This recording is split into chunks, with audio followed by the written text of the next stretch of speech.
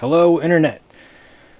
Okay, we're doing a quick form review for my friend 256. 256. Enunciation is important. 256 is a fellow that I met on the internet. Another fellow that I met on the internet who goes by Jerkwagon, of all things. He is not a jerk. He's a Canadian. They can't be jerks, so I've heard. Super cool dude. Runs the Disc Golf Nation Discord. I always screw that up. I said Disc Golf Network last time. It's not Disc Golf Network. He does not run Disc Golf Network. He runs Disc Golf Nation, which is a very cool Discord of like-minded disc golf nerds who like to talk about disc golf a lot. So I'll put a link down to that, up to that, sideways to that, down below. Go check that out, Disc Golf Nation. So I met 256 on there.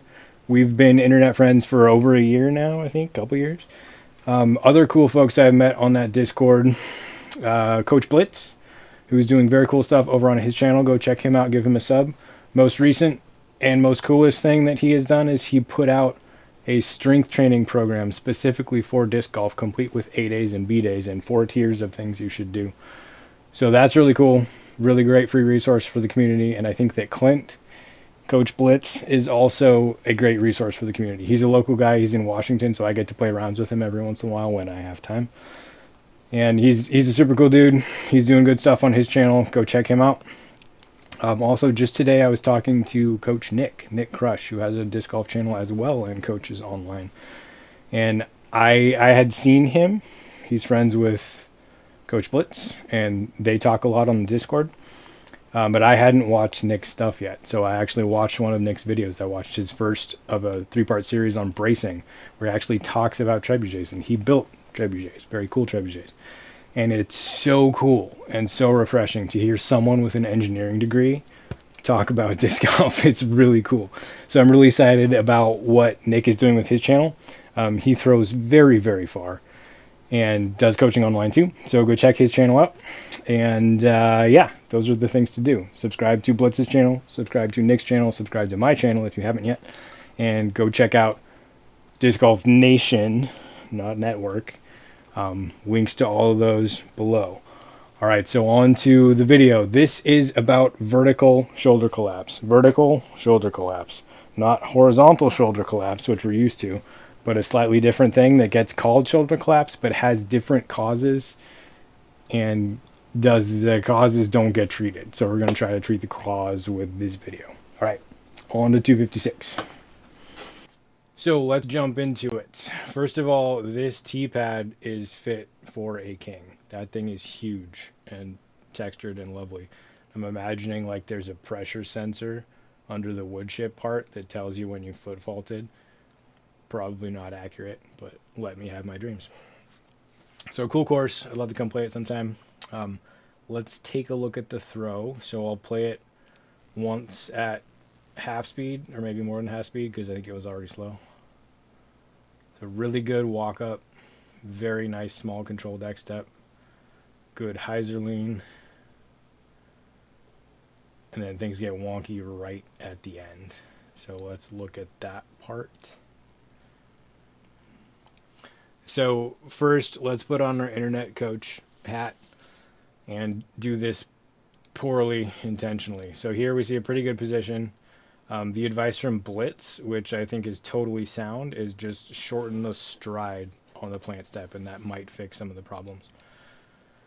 Because that stride stretching out a little bit is part of what starts to initiate issues. But we're thinking too much. If we're bad internet coach, we see, well, the elbow's going down here, right? The elbow is down off of the swing plane. So just get your elbow up is the advice, right? Why is your elbow going down? Get your elbow up. Because the elbow's too low as everything comes forward, and then it doesn't work. You know, what else doesn't work is that advice. Get your elbow up. It's treating a symptom, not treating the cause. So yes, the elbow goes down off of the plane. Like here we have the arm on a very reasonable looking swing plane. So the shoulders are lined up like that. And if we were to turn that shoulder plane into a plane and draw all of the radial arcs out from that plane, So if we do this, you can see that that line represents an arc, not just, and it would go this way too. So if we turn that line into a three-dimensional shape that is, essentially the space inside of a hula hoop, we can tell just from looking at it that the arm is on that plane, even though perspective is challenging in a two-dimensional video. So everything's good here. Everything looks really good. And then as we move forward, you see the elbow come down off of that plane. So a couple other things happened in the meantime. So what we're going to do now is we're going to catch that same shoulder line, and then we're going to catch some approximation of the spine. So we're going to come from center mass of the head to center mass of the hips, and we're just visually doing some shortcuts there, pretending we have x-ray vision. It's not perfect, but it'll work. And then we're going to clicky pawsy forward and see what changes. So the hips are moving forward, and the head forward meaning left on the T-pad here, and the head is moving towards its own back, meaning right here. So as we progress through the throw, now we're going to shift to a yellow line, and we'll again grab center mass of the head and center mass of the hips. And then we'll check on the shoulders, and the shoulders look pretty darn flat. So we've stood up out of the Heiserling. So we had the spine on a nice Heiserling to start, and then not so much because center mass of the shoulders moved. Center mass of the shoulder pretty much stayed in the same spot. That became a pivot. The head moved back a little bit. The hips moved forward a little bit. And now we have the yellow spine, which is less of a Heiserling. And the shoulders went from a Heiserling to flat. So when that happens, we get something which is the name of this video, which is vertical shoulder collapse. So we're used to horizontal shoulder collapse. Let me flip the camera around. Let me figure out how my software works. 1 second.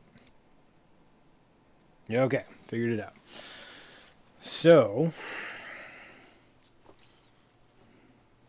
in a second, we'll go over briefly how my idea of the one leg drill fixes all of this. But for now, what 256 is doing. So same view. Little bit too long in the stride. This leg gets stuck a little bit behind, so this leg is stuck a little bit too far south on the T-pad, too close to the camera if I'm throwing this way. So everything sets up while this is still floating on a good spine is on a good Heiserling, arm is on a good swing plane. Everything starts coming forward.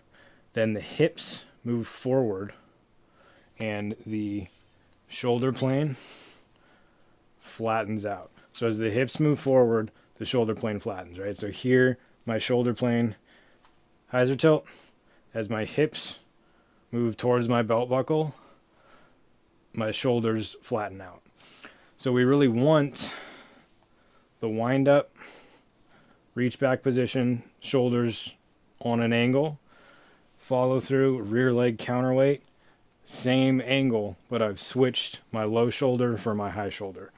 Boom. Same thing happens in the hips. You have a high hip and a low hip, and that follow through, they should switch. So what we're doing that we don't want to do is the hips are thrusting forward and causing the spine to straighten upright. What happens, flip around, when I'm here, I have lots of space, right? More accurately, I am here. I have lots of space between my belly and my elbow. When I don't have a counterweight established and I push my hips forward, watch what happens to the elbow. I'm going to try to keep the elbow here in space. As my hips come forward, I've lost space. So that's where we get the name vertical shoulder collapse.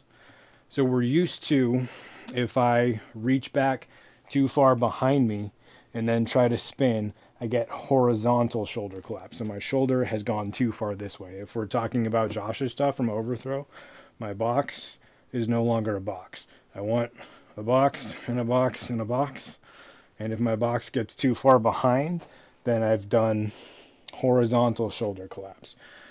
So it can kind of look similar to vertical shoulder collapse, but that's the 256 doesn't have a problem of his elbow getting behind. He has a problem of his elbow getting down. And then the swing plane is wonkified, is the technical term. So what the one leg drill does, first of all, to reiterate, we have this. When the hips move forward and we lose the shoulder plane, the elbow comes down, and then the disc was on this nice, not flat, but hyzer pull through. The disc is still going the same direction, but the elbow has gone down, and now the swing plane doesn't make sense. Okay, so the part I missed in the first take was the link between what 256 is doing and the hip thrust forward and how the one leg drill fixes that. So when this leg gets trapped too far south, it can't counterweight. It can't be here south on the T-pad and here east on the T-pad at the same time. So when it's too far south, and I've done everything correctly, as I come forward, I have to hip thrust to get back into balance, to get my head over my hips, over my ground contact, which is moving to here. This ground contact is going away. So if I'm here, I'm in balance, but not by a lot, because my center of gravity can get too far this way where I'm going to fall. My brain autocorrects for that and says, stop bending over, you're going to fall over. So it thrusts my hips forward to get my head and my hips and my feet back in line. The only way to override your brain and make it not do that is to be in balance over your ground contact. So if I have a bunch of weight toe side, I also need a bunch of weight heel side. So I have to be comfortable in this position. I have to know I can get to this position. I can't get my foot east if my foot is stuck south. If my foot is stuck south and I go to throw, I'm going to stand up.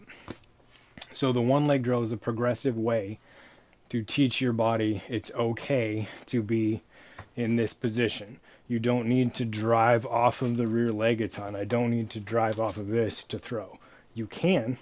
It works for Coach T. He can throw very far that way. I don't happen to think it's the most effective, most efficient way to throw. I think the most effective, most efficient way is to get the leg east and throw from there. That allows for better hip mechanics, and more of the power is coming from your brace, redirecting momentum stored from the walk-up into rotational.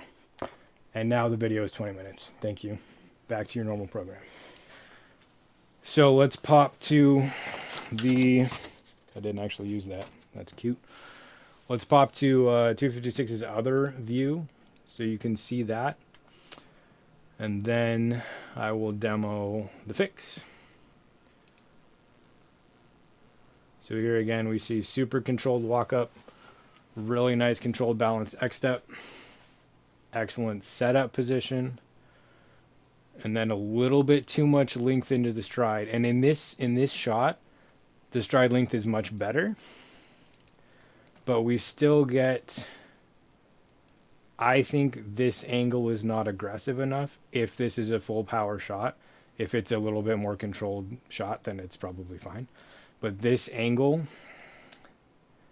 versus this angle, to me it looks like this one, to exaggerate, this is too strung out. And the front leg is not aggressive enough into the ground. So I would rather see the front foot on more of that type of an angle for a power shot. So I would call that lateral hip drift. There is too much hip drift forward so that the hips are getting too close to vertical over the front foot. So this angle here is not aggressive enough, not acute enough. That makes it difficult to get containment out of the brace. This foot being long and behind, which this is not an egregious case, this is just a little bit. That foot gets stuck here, too far south, and it can't get into a counterweight roll where it would be behind the player more there. So, another thing happens that we can see from this angle. When this happens, the rear leg gets turned into an anchor, and the rear leg being stuck here rather than getting behind slows this hip down. Trent from Slingshot just put out a video where he's talking about the knee driving down. I totally agree with that. I don't happen to agree with pushing forward off of this foot being the case. It is somewhat for some players, but I don't think that's pivotal. I do agree with Trent that the knee dropping down is very important. And what that does is it cues internal rotation in the rear leg so that the weight of the rear leg can get out of the way of the rear hip. And the rear hip is allowed to slam forward into the brace in a way that creates hip snap and hip torque that is useful. With the leg stuck south on the T-pad, that hip is also stuck south on the T-pad, and the hips cannot pivot forward quickly because of the brace, which they would do in a good throw. That's the hip crumple zone, that's hip snap. What your body knows when you're used to throwing this way is the power has to come from somewhere. So it says, okay, if our hips aren't going to generate a ton of power because our leg is stuck south, we're going to generate a ton of power somewhere, and we're going to make this little 175 gram piece of plastic go fast somehow. So that is where the power is generated. Human bodies, especially male human bodies, are like, I know how to do powerful things. I'm going to do it with my shoulders. So the shoulder gets pokey, more force is projected this way out of the shoulder, which does even more to wonkify the swing plane, and then makes the release, finding a powerful release, very challenging because we end up here. So the shoulders are going uphill. I exaggerated that line a little bit. The forearm is going downhill. So we have a swing plane alignment issue, because if we were to draw lines that show where the elbow would open to, the elbow would open to like here, right? So if we do our little arc thing, we would get an elbow arc that goes like that. That doesn't work. We want the elbow arc to be exactly on, I can't do this because perspective is impossible, but the plane would be like something like that. So it's tilted down in the front, up in the back, but not this far down in the front. So hopefully that makes sense. Trying to go quickly. All right, it's not 20 minutes. Not 20 minutes. Let's flip to demo mode real quick, and we'll talk about swing planes for a second, and then we will call it. So I cannot have my shoulder plane going up and my elbow plane going down. I can't have my shoulders here and my elbow here and have the disc come out with power. It doesn't work. Everything's cross-firing. So that's what the one leg drill accomplishes, is it allows you to simplify things by putting your back foot on that point and leaving your back foot there. So your hips are going to rotate. You're hopefully not going to fall over. Hips are going to rotate. Rear foot is going to stay there. Front foot is going to stay here. Head is going to stay in this spot. So I've created an axis of rotation that's not going to move. That allows me to do an explosive athletic movement here and stay on my plane. So on my wind up, I'm here on plane. My release, I'm here on plane. My upper arm stays on that plane the whole time. My elbow hinge stays on that plane the whole time. My disc stays on that plane the whole time. Nothing drifts forward. Nothing moves out of alignment and changes, so you don't lose hyzer tilt by going from a hyzer to flat because your hips thrust forward. So this simplifies the idea and the motion so that you can calibrate and keep everything on the plane. It's a simplification. It's not a finished throw. A finished throw, you're going to do things to optimize, like let your elbow drop a little bit, externally rotate a little bit, so that you have good hip mechanics. Your hips are still on a hyzer, but your disc doesn't have to be on a hyzer. Your disc can be more flat. You will also get some drift from here to here. I did a video on that. It's the upside down cone thing. If you look at folks throwing Olympic hammer, they upside down cone like crazy. They're singing a shot put weight on a string and swinging around, and their head moves back and forth. So you get some of that forward head drift in a disc golf throw, but that's not where we start. If you start with too much of that, you'll never learn good brace mechanics. So the one leg drill is just a frame to teach you to calibrate your shoulder plane with your hip plane, with your upper arm plane, with your elbow plane, with your disc plane.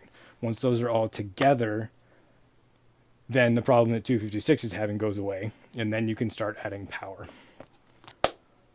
Okay, so we'll call it there. Go check out Nick's channel. Go check out Blitz's channel. You're already here. You know about my channel. Please subscribe if you have not already. Also, I have a Patreon. I do individualized coaching. I have a Discord where folks can talk to me and send me videos, and I will send you back recorded form videos that are yours to keep. If that's of interest to you, go check out the Patreon. Also, new on the Patreon, I have a general support tier. So if you appreciate what I'm doing with the channel, if any of that stuff resonates with you, and finances are not an issue, and you can throw $5 at me a month, and that's something you want to do, that would be very much appreciated. I don't really have any expectations of that, but I just wanted to put it up there and mention it. So if cash flow comes in that way, that would be awesome. If not, I'm not too worried about it, but please go do that if that's something that would be meaningful to you. All right, I think that's all the reminders. Get out there and practice, internet. Good luck.